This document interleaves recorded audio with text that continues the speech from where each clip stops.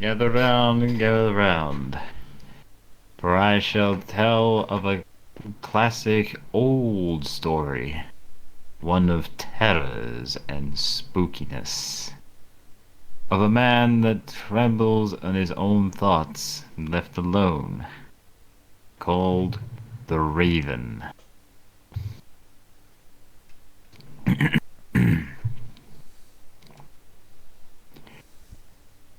Once upon a midnight dreary, while I pondered, weak and weary, over many a quaint and curious volume of forgotten lore, while I nodded, nearly napping, suddenly there came a tapping, as someone gently rapping at my chamber door. "'Tis a visitor," I muttered, "tapping at my chamber door. Only this, and nothing more." Ah, distinctly I remember, in the bleak December, and each separate dying ember wrought its ghost upon the floor. Eagerly I wished the morrow. Vainly I sought to borrow from my books surcease of sorrow. Sorrow for the lost Lenore, for the fair and radiant maiden whom the angels name Lenore, nameless here forevermore. And the silken, sad, uncertain rustling of each purple curtain thrilled me, filled me with fantastic terrors never felt before. So that now I still the beating of my heart, I stood there reaping, 'tis some visitor entreating entrance at my chamber door, some late visitor entreating entrance at my chamber door. This it is, and nothing more. Percy, my soul grew stronger. Hesitating no longer, "Sir," I said, "or madam, truly your forgiveness I implore, but the fact is I was napping, and so gently you came rapping, and so faintly you came tapping at my chamber door, I was scarcely sure I heard you." Here I opened wide the door. Darkness there, and nothing more. Deep into the darkness peering, long I stood there wondering, fearing, doubting, dreaming dreams no mortal ever dared dream before.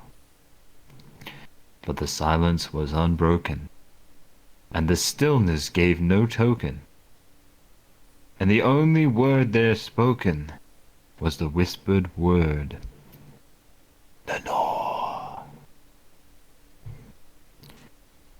This I whispered, and an echo murmured back the word, "Lenore." Merely this, and nothing more. Back into the chambers turning, all my soul within me burning, soon again I hear the tapping, somewhat louder than before. "Surely," I said, "surely there is something at my window lattice. Let me see then where thereat is, and this mystery must explore. Let my soul be a moment at this mystery explore. 'Tis the wind, and nothing more." Open here I flung the shutters. With them many a flirt and flutter, there stepped in a stately raven of the saintly days of yore. But the least absent made he, not a moment stopped or stayed he, but with mien of lord or lady, perched above my chamber door, perched and sat, perched upon the bust of Pallas, just above my chamber door, perched and sat, and nothing more. Then this ebony bird beguiling my sad fancy into smiling.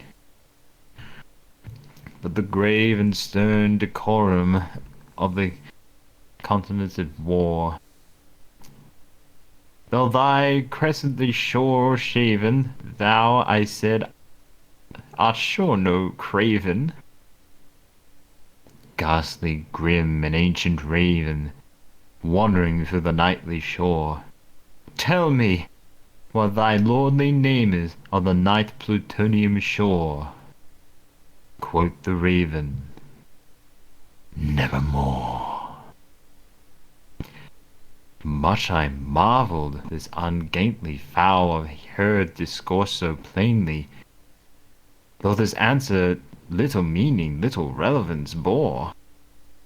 For we cannot help but agree that no living human being ever yet blessed the seeing bird above his chamber door, bird or beast upon sculpted bust above his chamber door, with such name as nevermore.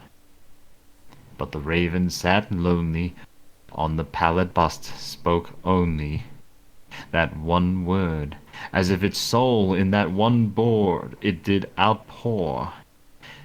Nothing further than he uttered, not a feather than he fluttered, till I scarcely more than muttered, other friends have flown before. On the morrow he will leave me, and my hopes have flown before. Quoth the raven, nevermore. Startled at the stillness broken by reply so aptly spoken, doubtless, I say, what it utters is its only stock and store, caught from some unhappy master, who, unmerciful disaster, followed fast and followed faster, until his songs one burden bore, till the dirges and the hopes of mahogany burden bore, or never, never more. But the raven still beguiling my fancy into smiling, straight I wheeled the cushioned seat upon the father bird of bust and door. Then upon the velvet silking I betook myself to linking, fancy unto fancy, thinking what this ominous bird of yore, this grim, ungainly, gaunt and ominous bird of yore, meant in croaking nevermore. This I sat engaged in guessing, but no syllable expressing to the fowl whose fiery eyes who burned into my bosom's core. This and more I sat diving, with my head at ease reclining on the cushion's velvet violet lining, that lamplight gloating o'er, but whose velvet violet lining with the lamplight gloating o'er she shall press, nevermore.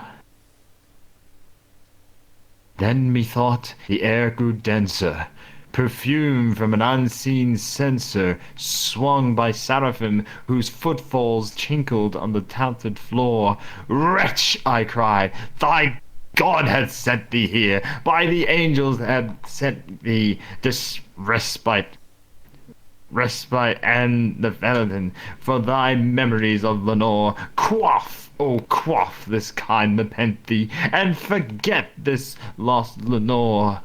Quoth the raven, nevermore.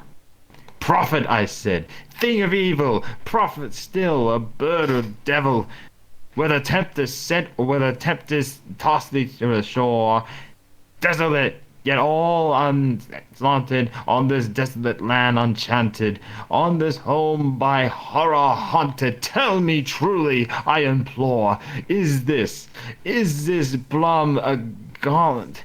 Tell me, I implore. Quoth the raven, nevermore.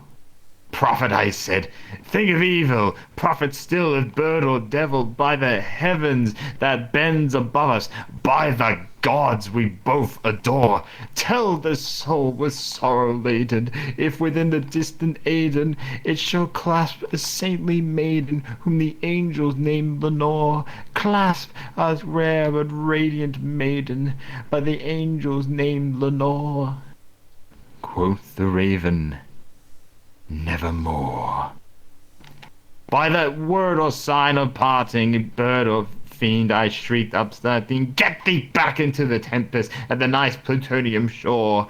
Leave no beak or plume as a token of thy soul had spoken.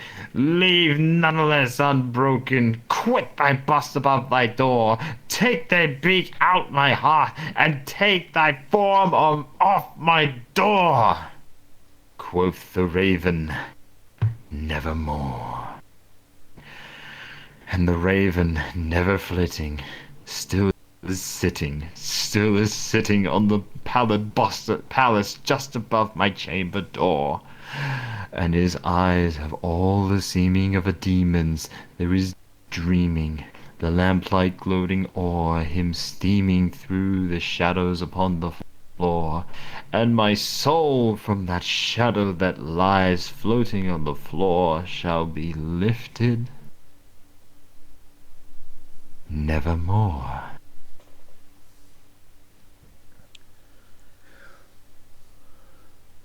And that was Carmo again, reading the poem of Edgar Allan Poe, The Raven. Yep. Hope you've enjoyed. And sleep good tonight.